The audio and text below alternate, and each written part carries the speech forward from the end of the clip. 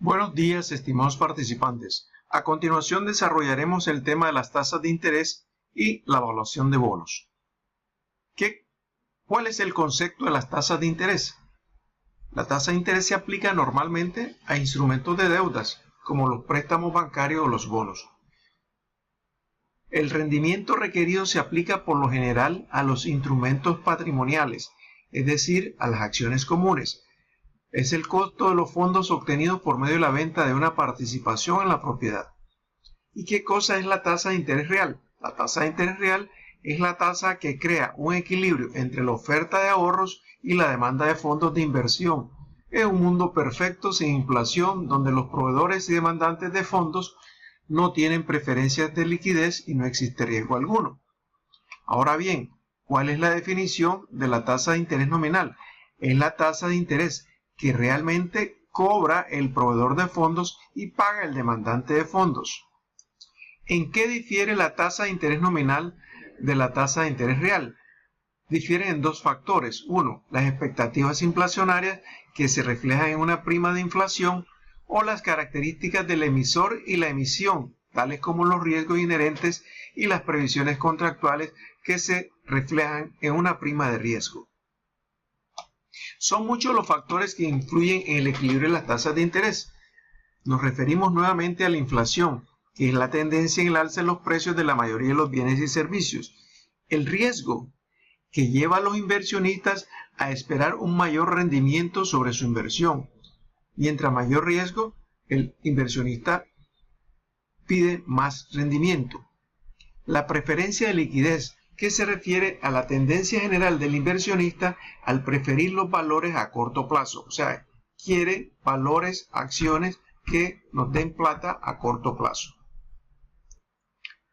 Por el momento vamos a ignorar la prima de riesgo y nos concentraremos en la tasa libre de riesgo. Hay otra tasa libre de riesgo que considera K sub prima, K sub índice más PI.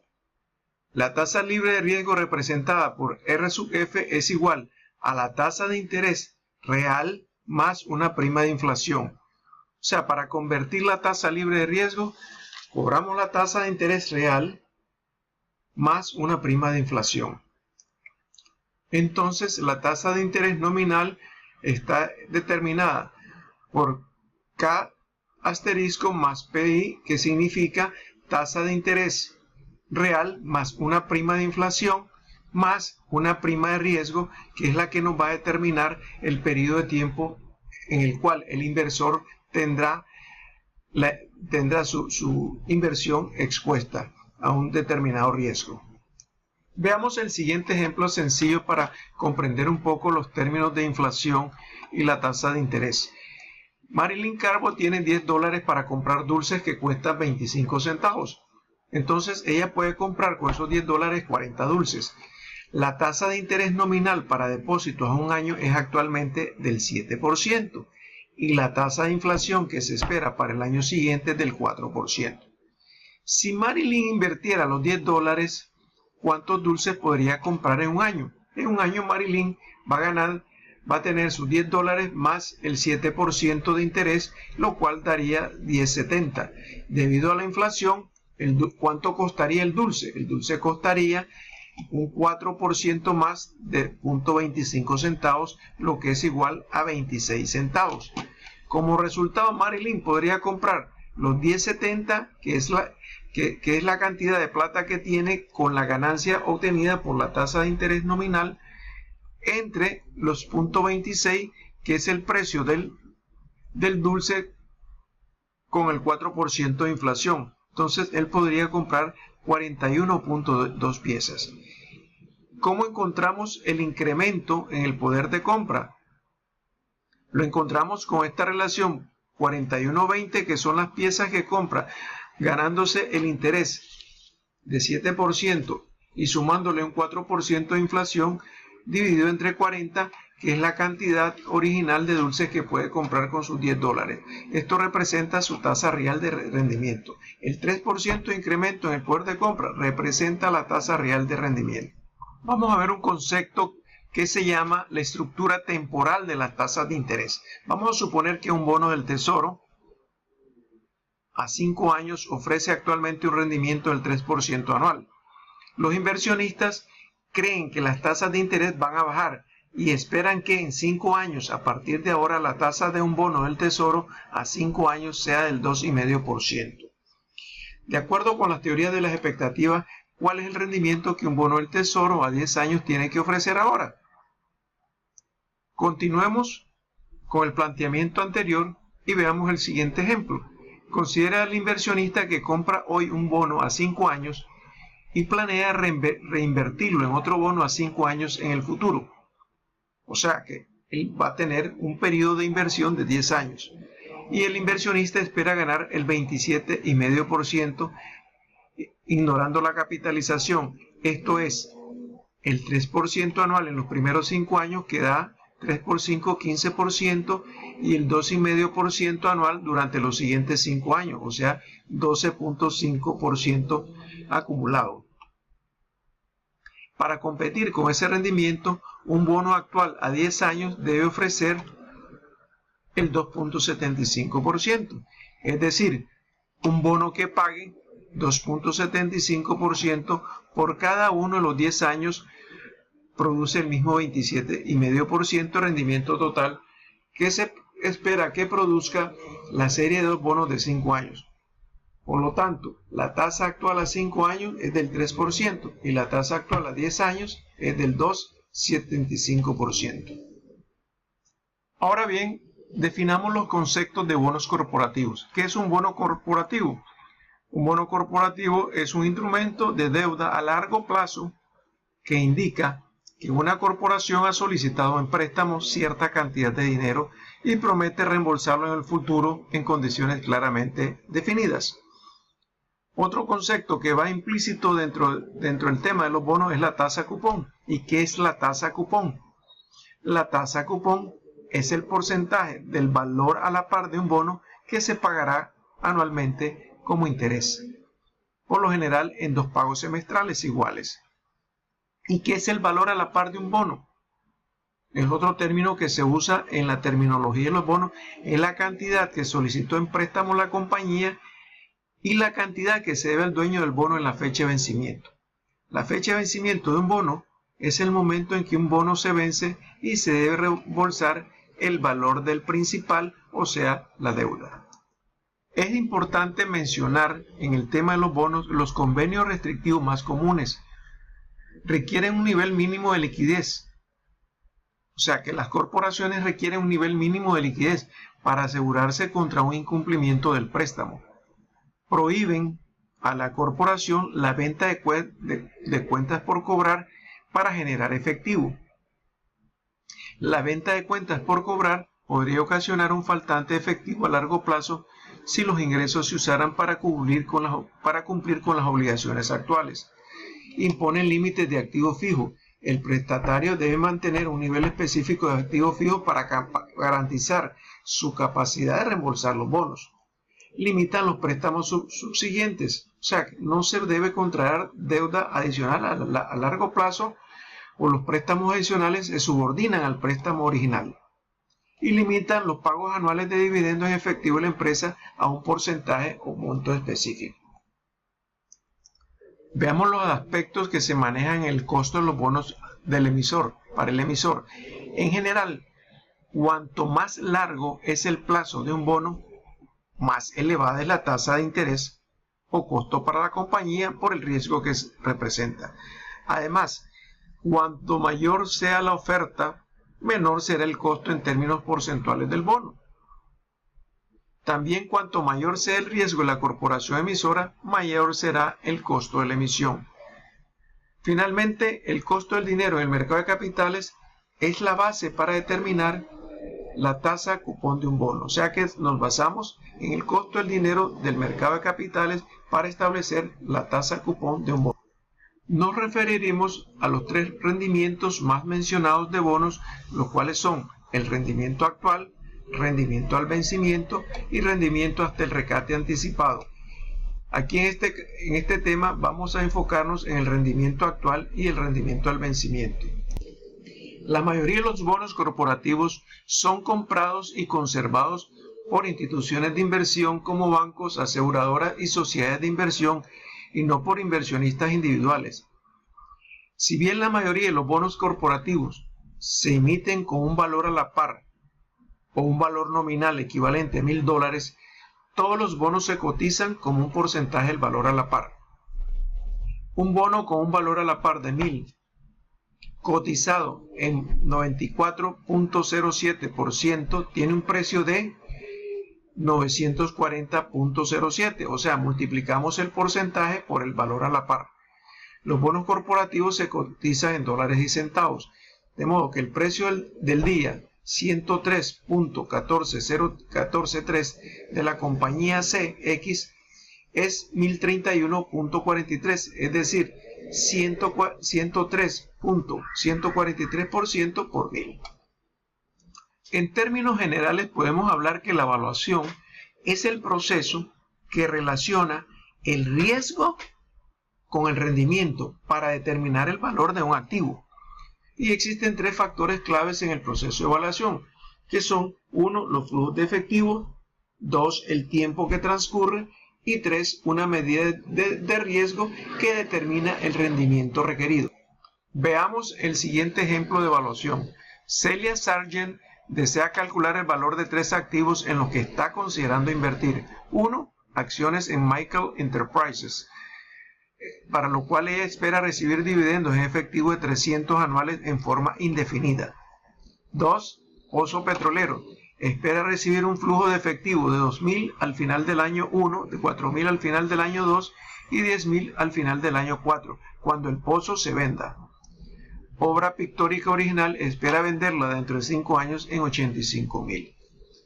Con estos cálculos de flujo efectivo, Celia da el primer paso para asignar un valor a cada uno de los activos. Nos referimos ahora al modelo básico de evaluación. El modelo básico de evaluación, que se refiere que al valor de cualquier activo, fíjense bien, es el valor presente de todos los flujos de efectivo futuro que se espera que el activo genere durante el periodo relevante. Podemos expresar el valor de cualquier activo B sub 0 en el tiempo 0 como B sub 0 es igual al flujo de efectivo en el tiempo 1 entre 1 más el rendimiento requerido elevado a la 1, y así sucesivamente el flujo de efectivo en el tiempo 2 entre 1 más el rendimiento requerido elevado al tiempo 2, y así sucesivamente. Si vemos la ecuación que estamos explicando, claramente veremos que se trata de un proceso de valor presente. A continuación, tenemos el modelo de evaluación que mencionamos en el ejemplo anterior de Celia Sargent. En el caso de las acciones de Michael, el flujo anual de efectivo es de $300 de dividendo y Celia decide que puede usar una tasa de descuento del 12% adecuada para esta inversión. Por lo tanto, estima que el valor de las acciones de Michael Enterprise es igual a los dividendos, o sea, el flujo de efectivo, que es 300, entre el punto 12, que es el porcentaje total, que nos da $2,500 el valor de cada acción. En el siguiente caso, con el caso del pozo petrolero, usa un 20% de rendimiento requerido. Entonces Celia, supuestamente, porque necesariamente tiene un valor más alto el rendimiento requerido por el grado de riesgo. Entonces aplicamos la ecuación de valor presente. Nos dice que ella recibiría 2,000 en el año 1, 4,000 en el año 2 y luego 10,000 en el año 4.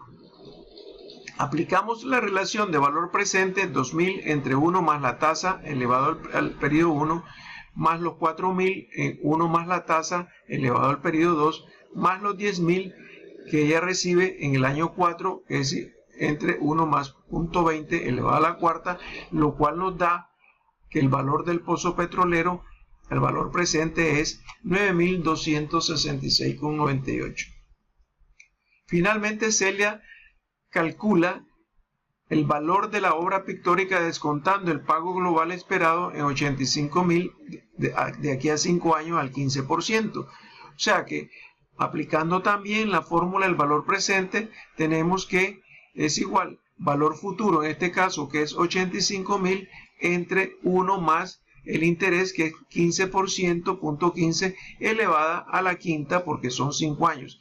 De tal forma que el valor presente de la obra pictórica es 42.260,0. Generalmente los bonos son instrumentos de deuda a largo plazo que usan las empresas y los gobiernos para recaudar grandes sumas de dinero, generalmente de un grupo diverso de prestamistas. Y la mayoría de los bonos corporativos pagan intereses semestralmente a una tasa cupón establecida. Tienen vencimientos iniciales de 10 a 30 años y un valor a la par o valor nominal de 1.000 que debe reembolsarse a su vencimiento.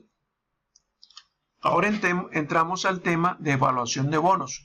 ¿Cuál es la evaluación básica de los bonos? Se da por la siguiente ecuación. B sub 0 es el valor del bono en el tiempo 0, es igual. Ahí el interés anual por la sumatoria del tiempo 1 al n de 1 sobre 1 más la tasa de rendimiento requerido elevado a la t, que es el tiempo, más m, que es el valor a la par en dólares del bono, multiplicado por 1 sobre 1 más la tasa K sub D, que es la tasa de rendimiento elevado a la n periodos. Veamos el siguiente ejemplo sencillo para aclarar el concepto básico de los bonos. Mills Company, una importante empresa contratista de la industria de defensa, emitió el 1 de enero de 2013 un bono a 10 años con una tasa cupón del 10% y valor a la par de 1.000 que paga intereses semestralmente. Los inversionistas que compran este bono tienen el derecho contractual de recibir dos flujos de efectivo: 100 de interés anual, tasa cupón de 10% por 1.000, o sea que el 10% de 1.000 es 100, distribuidos en dos pagos de 50 y 50 al final de cada semestre, y 2.000 de valor a la par al final del 10º año. Ese es el concepto que se aplica en el manejo de los bonos. Vamos a suponer que el interés sobre el bono de Mills Company se paga anualmente, en primer lugar, y que el rendimiento requerido es igual a la tasa de interés cupón, que es el 10%, y por consiguiente el interés que va a recibir, como es un pago anual, el 10% del valor a la par, que es 1.000, es 100. Y el n es el número de periodos, o sea que 10 años. Vamos a calcular esto con una función de Excel de valor presente. Y lo calculamos así. La tasa es la tasa cupón. ¿De cuánto es la tasa cupón? Del 10%. El número de periodo es, hasta el vencimiento, es de 10 años. ¿Y cuánto se va a pagar anualmente? Se va a pagar un interés equivalente a $100, que es el 10% del valor a la par del bono, que es 1.000. Tenemos pago 100. ¿Y cuál va a ser el valor futuro? El valor futuro va a ser el valor a la par. ¿Por qué? Porque al final del periodo nos van a dar,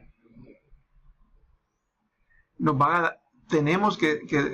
a devolver el valor del bono, que es con el valor a la par, que es 1.000. Entonces, si nos damos cuenta, vamos a revisar nuevamente. Si nos damos cuenta, el bono, la tasa de cupón es 10%, el número de pedido es 10. Vamos a recibir un pago de $100 equivalente a la tasa de cupón, el interés de la tasa de cupón, y el valor futuro va a ser el valor a la par del bono, que es de 1.000. O sea que en ese momento tenemos el valor del bono es igual al valor del bono a la par.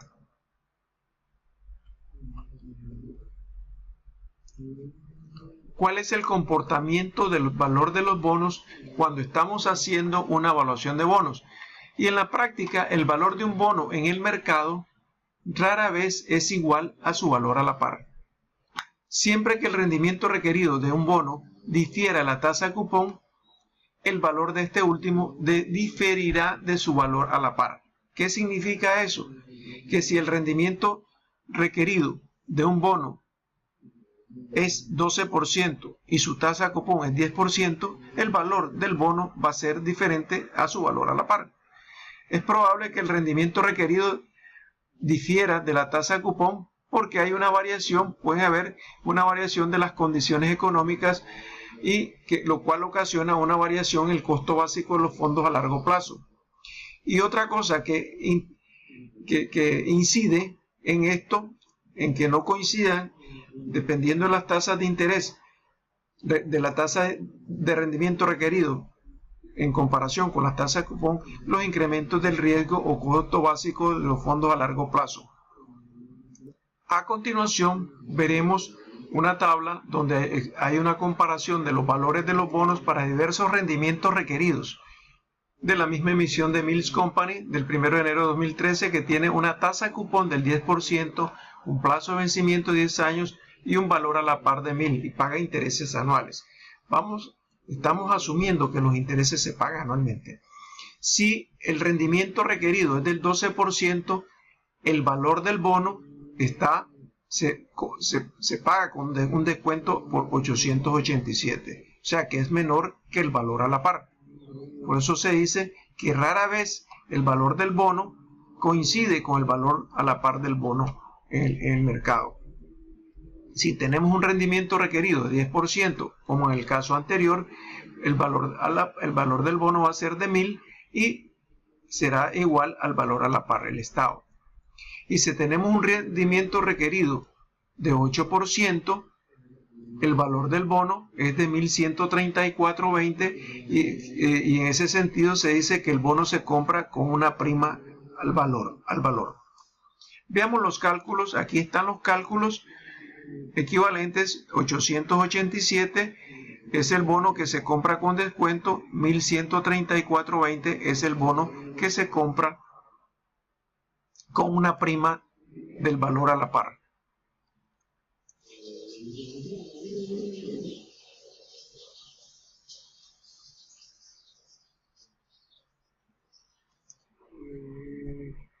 A continuación presentamos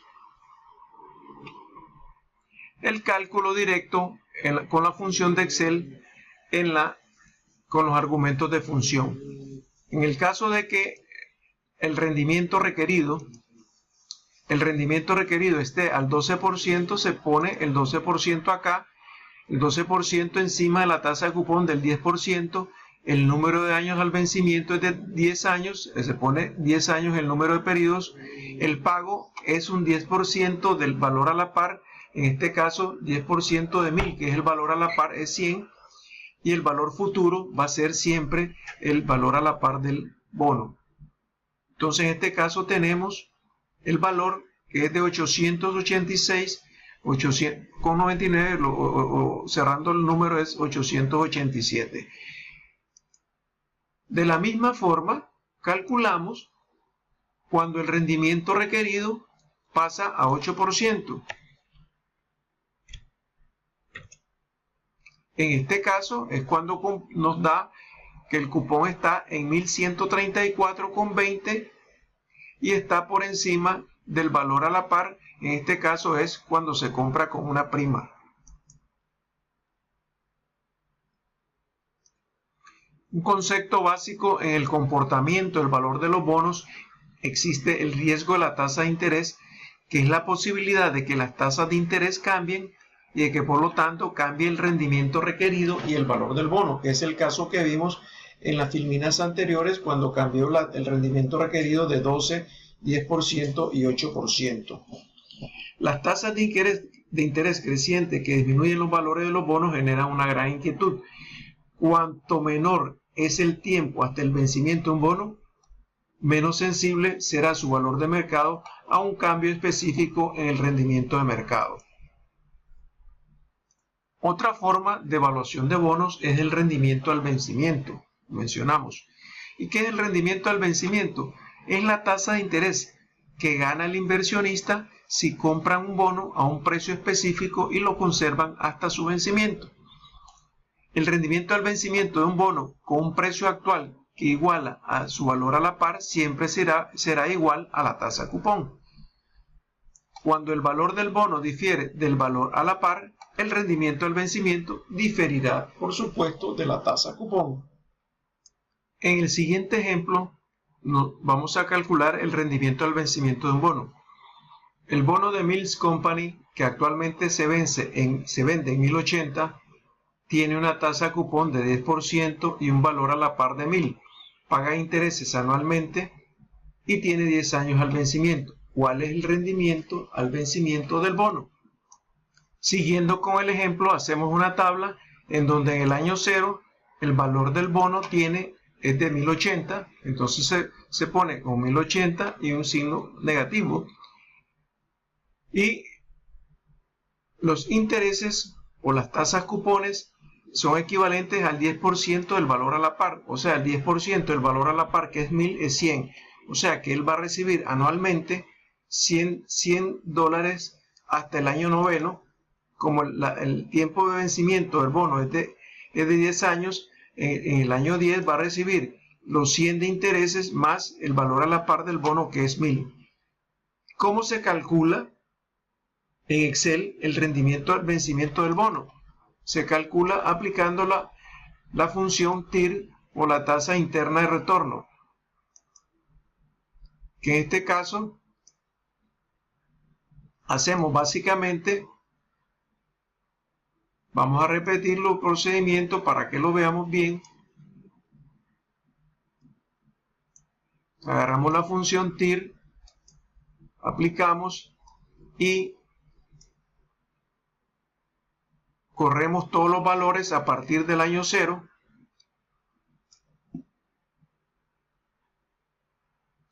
Y aquí vemos que tenemos que es prácticamente 8.76% el interés, el rendimiento al vencimiento del cupón, del bono, perdón.